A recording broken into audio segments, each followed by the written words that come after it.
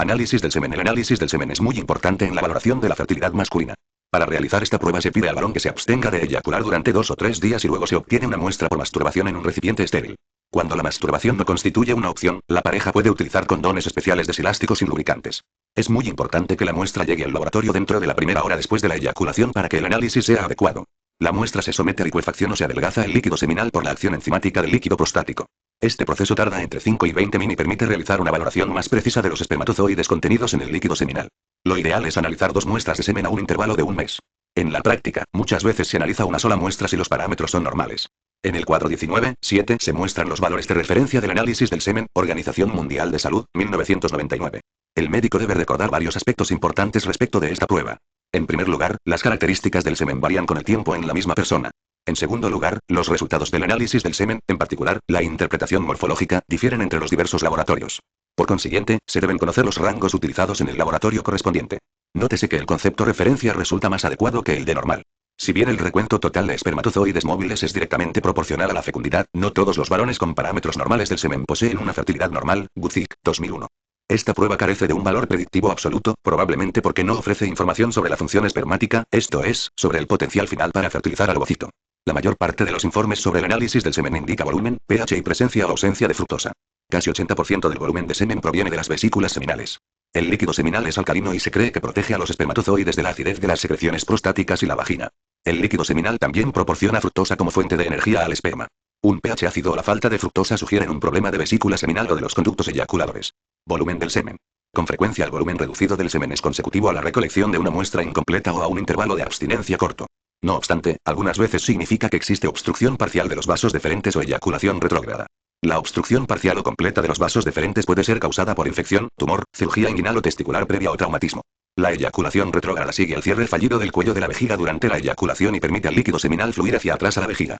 Se debe sospechar de eyaculación retrógrada en todo varón con diabetes mellitus, lesión medular o antecedente de cirugía prostática u otro tipo de cirugía retroperitoneal en la que tal vez se lesionaron los nervios, Erschlag, 1991. Algunos fármacos, en especial los bloqueadores, contribuyen a este problema.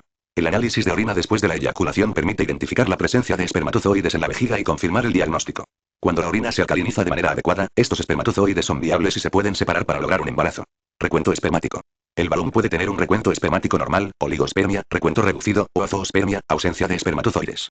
La oligospermia se define como la concentración 5 millones por mililitro se considera grave. La prevalencia de azoospermia es de casi 1%. La azoospermia puede ser consecutiva a obstrucción de los conductos, llamada azoospermia obstructiva, como la que ocurre en caso de ausencia de conductos deferentes o una infección grave o vasectomía. Otras veces se debe a insuficiencia testicular, azoospermia no obstructiva. En este último caso, la centrifugación y el análisis permiten identificar la presencia de un pequeño número de espermatozoides móviles que se pueden utilizar para una ITUF. Motilidad espermática. La motilidad reducida de los espermatozoides se denomina astenospermia. En algunos laboratorios, se hace la distinción entre movimientos rápidos, grados 3 a 4, lentos, grado 2, y no progresivo, grados 0 a 1. La motilidad progresiva total es el porcentaje de espermatozoides que muestran movimientos anterógrados, grados 2 a 4. La astenospermia se atribuye a abstinencia prolongada, presencia de anticuerpos antiespermatozoides, infecciones genitales o varicocele. La prueba de la tumefacción hipoosmótica ayuda a distinguir entre espermatozoides muertos e inmóviles. A diferencia de los espermatozoides muertos, los vivos pueden mantener el gradiente osmótico. Así, cuando se mezclan con una solución hipoosmótica, los espermatozoides vivos e inmóviles con una membrana normal se edematizan al absorber líquido, Casper, 1996. Una vez que se identifican, estos espermatozoides viables se pueden utilizar para la inyección intracitoplásmica. Morfología espermática. La morfología anormal de los espermatozoides se denomina teratospermia. Muchos laboratorios utilizan la clasificación original en la que se considera una morfología normal cuando 50% de los espermatozoides carece de defectos morfológicos. En fecha reciente, Kruger y otros 1988 diseñaron una serie de criterios estrictos para definir la morfología normal. En sus estudios definieron con mayor detalle la morfología normal de los espermatozoides y mejoraron la correlación con las tasas de fertilización durante los ciclos de IPF. Para sus criterios, se debe analizar de manera meticulosa la forma y el tamaño de la cabeza, el tamaño del acrosoma en relación con la cabeza y las características de la cola, como longitud, espiral y presencia de 2 colas. Las tasas de fertilización son más elevadas cuando la morfología es normal en 14%. La tasa de fertilización disminuye de forma considerable cuando la morfología es normal en 4%. Nota. El texto continúa con estudios complementarios como el análisis de anticuerpos, fragmentación del ADN, biopsia testicular y más. Si deseas que continúe con esos fragmentos también, házmelo saber igual. Células redondas. En la muestra de espermatozoides representan leucocitos o espermatozoides inmaduros. Estos últimos se distinguen de los leucocitos, WC, por medio de diversas técnicas, como tinción con mieloperoxidasa para leucocitos, Wolf, 1995.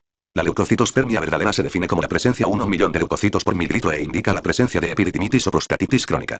En este contexto, muchos andrólogos contemplarían la posibilidad de administrar antibióticos de forma empírica antes de repetir los análisis del semen. Uno de los protocolos más utilizados es 100 mg orales de doxiciclina cada 12h durante 2 semanas.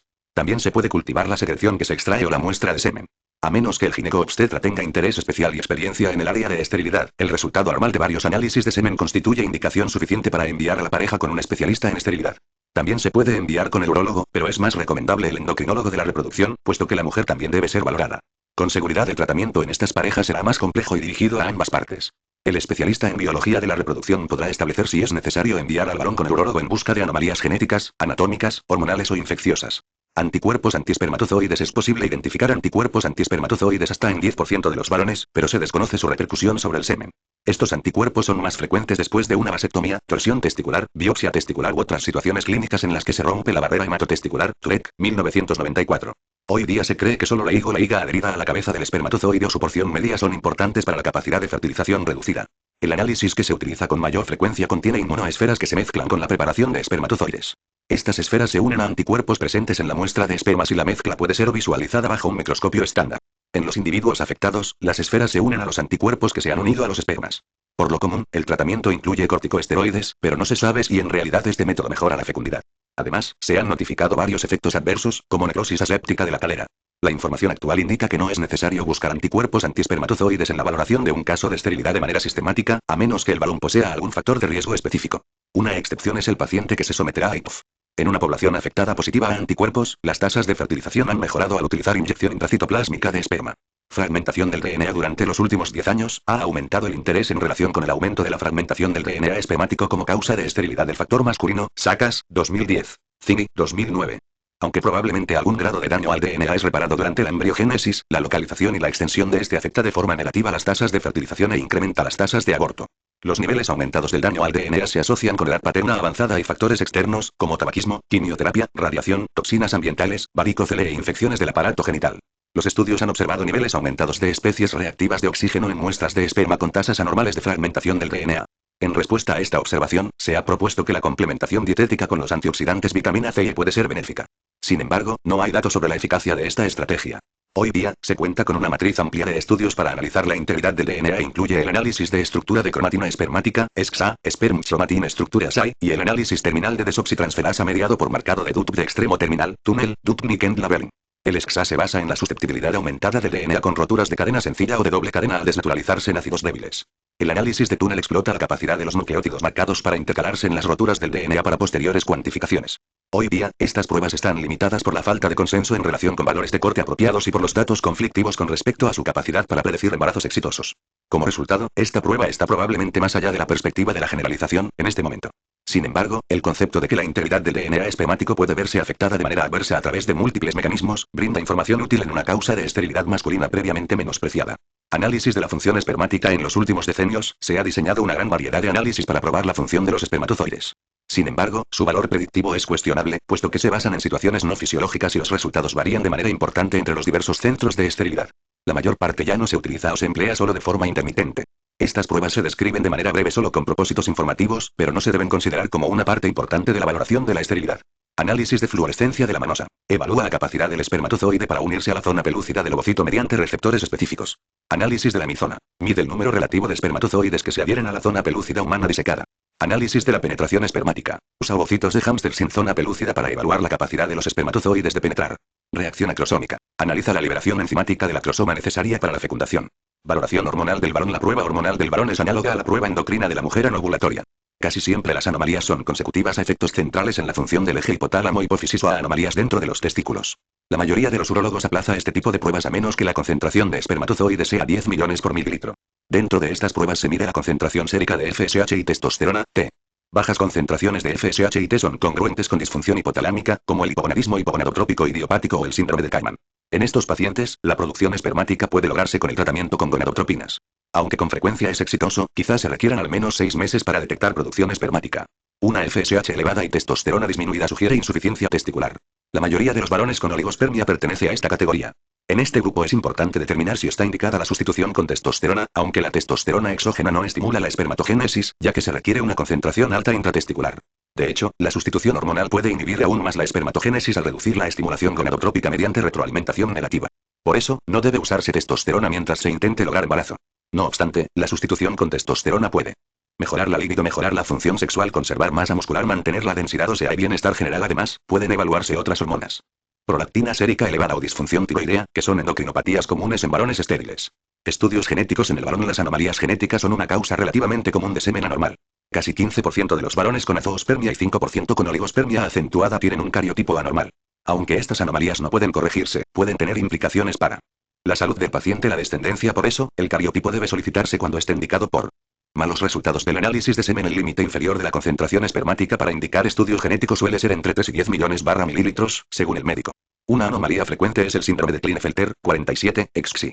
Afecta a 1 por cada 500 varones, causa entre 1 y 2% de la esterilidad masculina. Características: o alta estatura o poca virilización, o ginecomastia, o testículos pequeños y firmes, o fenotipo variable. En un subgrupo de pacientes con oligospermia acentuada también se encuentran anomalías autosómicas. Si el recuento espermático es muy bajo y el cariotipo es normal, se indica un estudio de microsupresión del cromosoma Y. Hasta 15% de los varones con oligospermia grave o azoospermia presentan supresión en la región AZF, azoospermia factor, del cromosoma Y. Si la supresión está en AZFA o AZF, es poco probable obtener espermatozoides viables. En AZF, sí suelen encontrarse espermatozoides viables en la biopsia testicular. Las supresiones se transmiten a la descendencia masculina. Una región adicional es AZF, cuya importancia aún no se conoce con claridad, pero algunos pacientes con supresión AZF tienen espermatogénesis normal.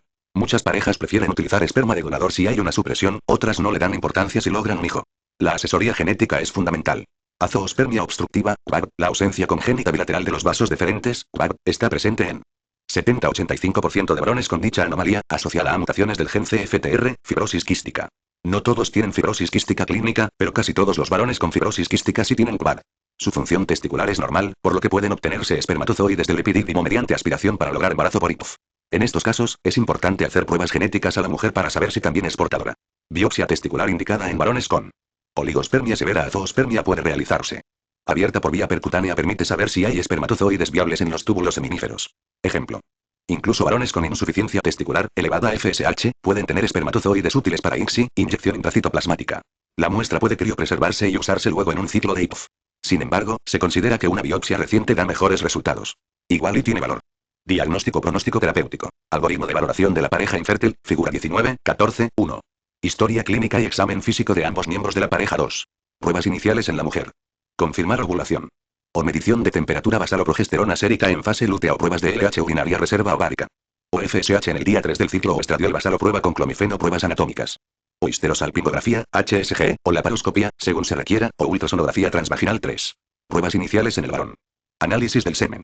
O volumen o concentración o motilidad o morfología, criterios de Kruger. 4. Si el análisis del semen es anormal. Confirmar con segunda muestra, idealmente 1 mes después. Si persiste anormalidad, derivar a endocrinólogo de la reproducción. Considerar tu evaluación hormonal, FSH, T, prolactina, TSH, o cariotipos y espermatozoides 10 millones mililitros, o estudio de microsupresión del cromosoma y o evaluación genética, CFTR, si hay azoospermia obstructiva. 5. Si la causa es anatómica o se sospecha azoospermia. Realizar biopsia testicular, diagnóstico y para extracción de espermatozoides. 6. Si ambos estudios son normales. Infertilidad inexplicada. O considerar tratamiento empírico. Inducción de ovulación, inseminación intrauterina, IU, fertilización in vitro, IVF.